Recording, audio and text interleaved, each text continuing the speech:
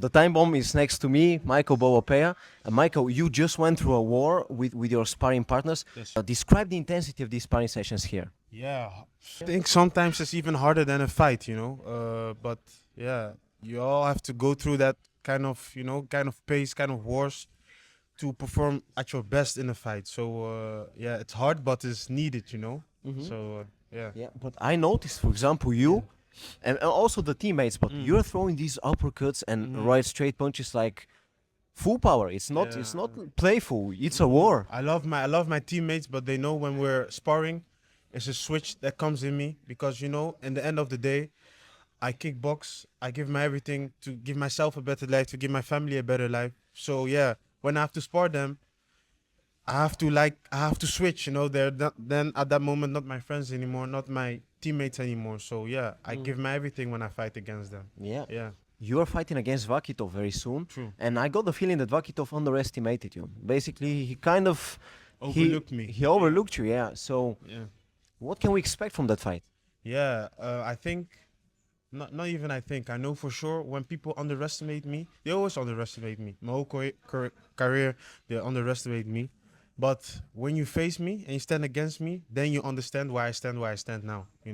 So also Vakitov, maybe he can underestimate me, but the moment we fight, he will feel like, oh, that's why this guy is number one in the middleweight division. That's why this guy is beating also light heavyweights. Then he will understand. But then in the ring, it's already too late. So yeah, underestimating me it's not a big deal for me. I know in the fight you would think different. Yeah. What is very interesting, because I've watched all your fights, Yeah. at least in Glory, when you fought against Don Visa the first time, you were not throwing any calf kicks. But since the fight against Serkan, I believe, you started with the calf kicks and you've destroyed many people with the calf kicks. For example, Lotescu you destroyed, with Mohamed Touchassi, a lot of impact you had with the calf kicks. What happened? Where did that switch come that you started to use the calf kicks? Yeah, the calf kick is like a new thing in the kickbox scene. And I'm a guy, if I see something new and it fits in my fighting style, I will work on it every day till I get it good. Before the calf kicks, I also used to beat people up. Now with the calf kicks, I'm an even more dangerous fighter. So yeah, I saw it, I took it, I trained it more than everybody, and now I'm knocking these guys feet away with the calf kicks. So I saw it one day and I just think, no, I have to train this. It's a good skill to have in your arsenal. And look now how many people I destroyed with the calf kicks. Yeah, true. Also, in the beginning of your Glory career, you were more of a in the pocket fighter. You like the uppercut, the right uppercut. Yeah. It's still a very good uppercut, but now you fight from a further distance. Yeah. Also in the pocket, but also further. Yeah. Why did that change? I think after my loss against the Visser, I thought, okay, I think this style I have to change it a little bit. Me, I'm a fighter, I'm technical, but I didn't show my technical side in Glory yet. But if you watch my older fights, I was very technical, and I think when I came into Glory, I'd like I want to prove everybody that I'm a fighter, I'm a soldier. But after my loss against Visser, I thought, no, I have to use everything of my arsenal. So I have to use my distance, I have to use my pressure, I have to use my inside, I have to use my outside. And I think because I make the switch in my fighting style, I'm even more dangerous fighter. So sometimes you have to take a L to regroup again and think about your style. And I did, and look how many people I destroyed with the style. So I think it's a new improved me. Your last fight against Don Visa was very close, and the first one was also close, but the last one very, very close. Yeah. What I ask myself is, when you give everything, what you do, you always give everything, you work so hard, spar hard, train hard, and then the fight is so close, and you lose. On the following day, when you wake up, what goes through your mind?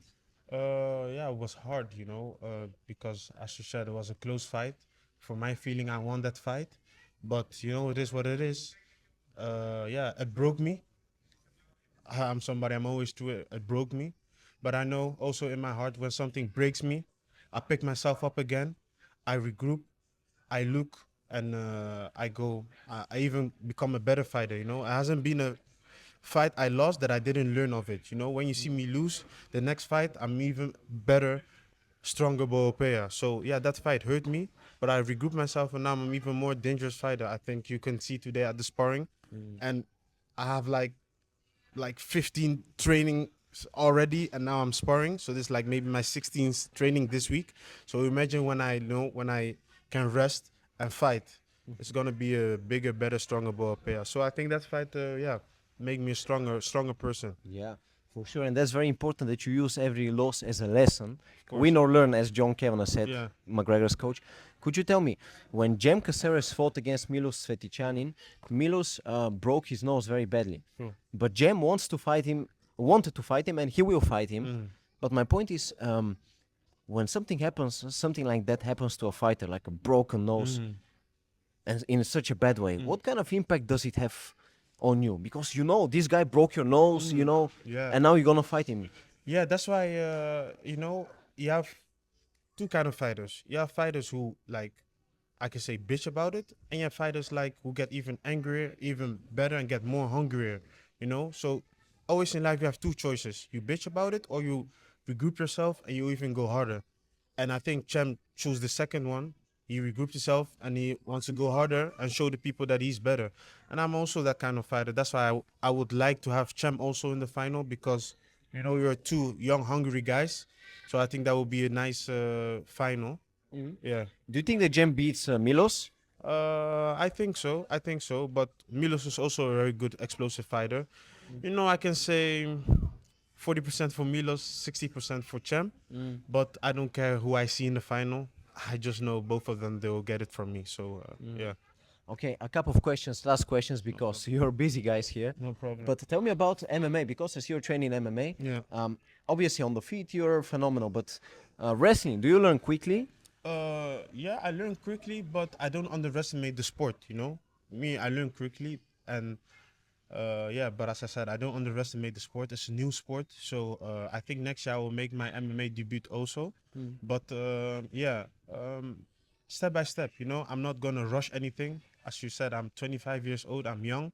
I love the kickbox sport also. I think I also have a lot of things to accomplish also in the kickbox. And on me, I'm just a fighter. I like to fight a lot. So maybe one time I fight a glory fight. Maybe the other time I fight an MMA fight. But that's something I will look with my team. Maybe I stop kickboxing, I do fully MMA.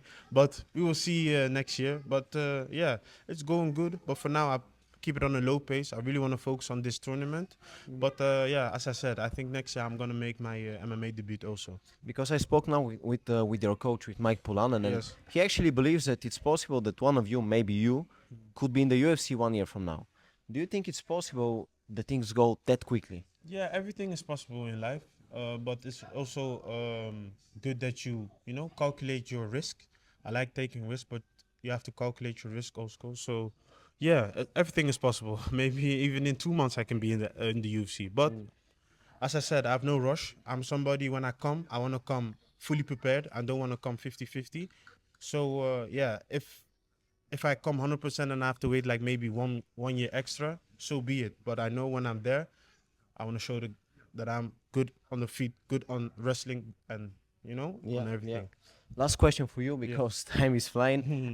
For example, you are gonna fight against Vakito. Yes. Vakito is a man who beat Alex Pereira. Sure. Alex Pereira is now the biggest name in MMA. I also asked your coach, but how close are you to that? Obviously, superstar is a ridiculous thing to say. Nobody's a star. We are all people. But that status of being the big name in the world, how close are you to get there, actually? You will see after 13th December. But I know myself better than everybody knows myself, and I know I have the power in me to win of every fighter who lives. So I know also, even if he beats Goliath, or I don't care who he beats. I know I have the power in me to beat him. So it will be very nice to have Vakito also on my list to check off. But I know I will, and then I think after that I will even get more respect. So I can't wait to show the people what is in me. Yeah. Well, every time that you promise something, you proved it. So I believe you. Thank you very much for the time, and all the best in the tournament. Love, thank you. Thank you. See you guys very soon. 30 December, allemaal klaarmaken. Dank je, bro.